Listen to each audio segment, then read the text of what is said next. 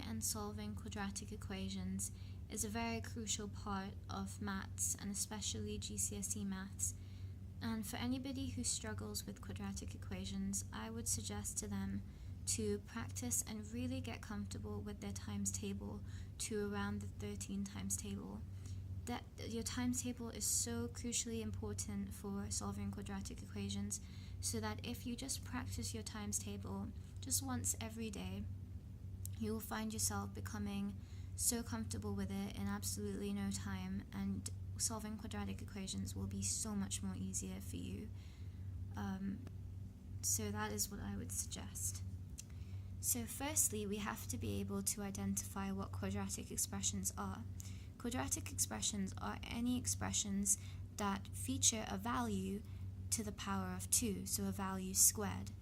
So for example, the expression a squared plus b is also a quadratic expression because it features a value a to the power of 2. If I had an expression which contained a value to the power of 3, that is called a cubic expression, because we say that b has been cubed as a is squared.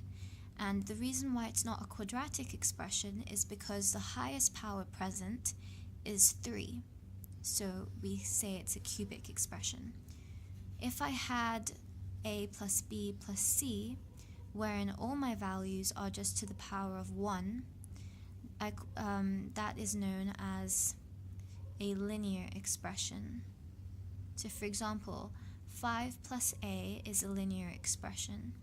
5 plus a squared is a quadratic expression, and 5 plus a squared plus 9 cubed, plus b cubed is a cubic expression. The most common form of a quadratic expression that you would be asked to simplify and solve would be something like this: ax squared plus bx plus c, wherein a is equal to 1. So in other words, x squared plus bx plus c, wherein b and c are numbers that are given to you in the question, and you want to solve for x, so you want to know what x is. So an example of this could be x squared plus 6x plus 9. Let's have a look at how we would simplify and solve this equation. When simplifying and solving quadratic expressions that feature this format, wherein a is 1, we can use this rule. When a is equal to 1, so this only works for when a is 1. I need to find two numbers that times to give me c and add to give me b. So in this case, c is 9 and b is 6. So I need to find two numbers that times to give me 9 and add to give me 6. And this is why your times table is so important, because I need to know what values can times with each other to give me the value that I want. So in this format, the first thing I do is I just draw down two sets of brackets. That is always the first thing I do when a is equal to 1. That's the first step. The second step is to put an x at the front of both boxes, because when I expand this out, x times x will give me x squared. I don't need to worry about anything else. I just put in x's as the first value in each bracket. Now I need to know what my second value is going to be in each bracket, and for that I use this rule here. So I want two numbers that times to give me 9 and add to give me 6.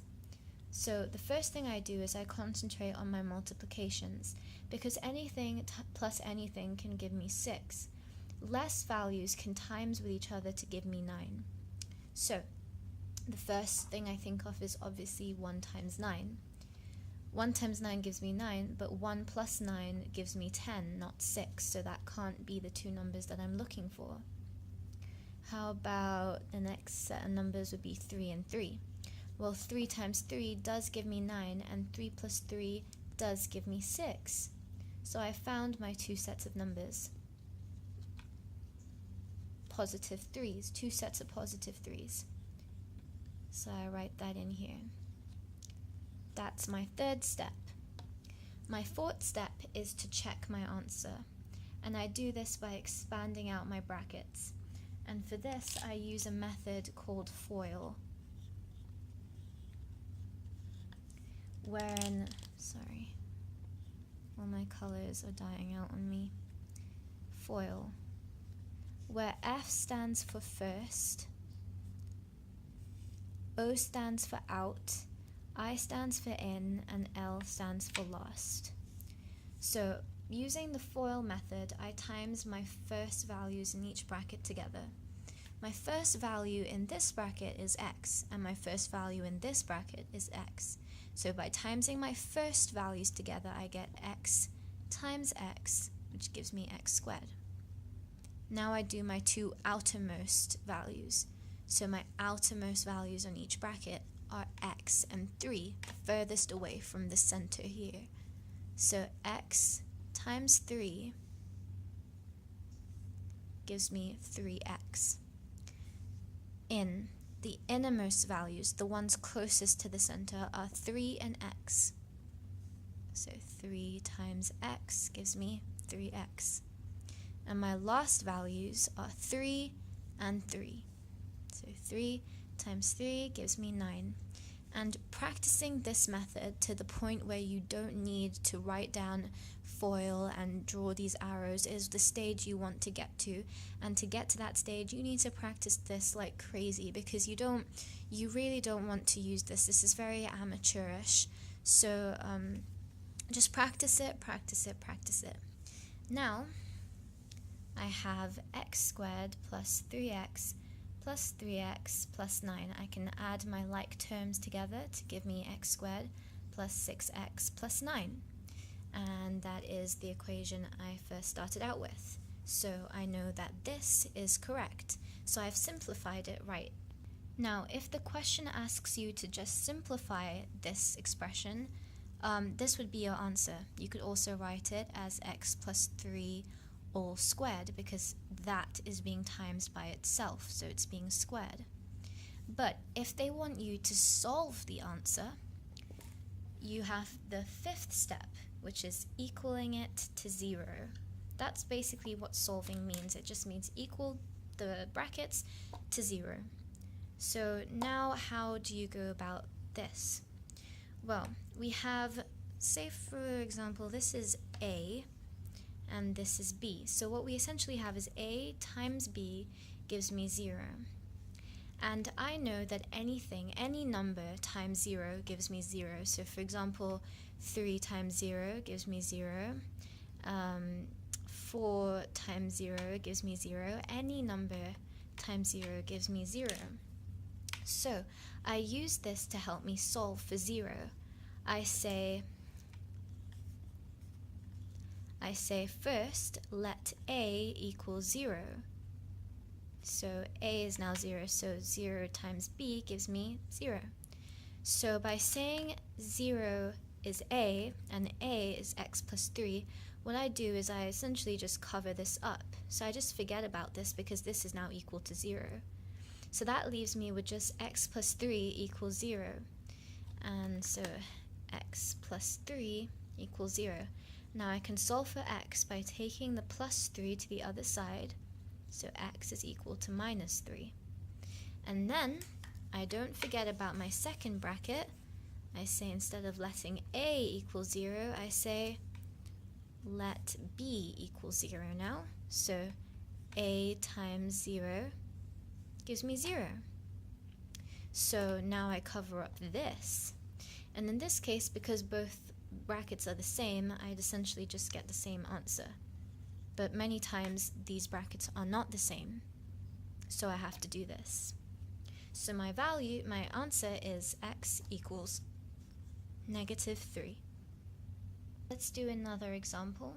So here I have x squared plus 13x plus 36.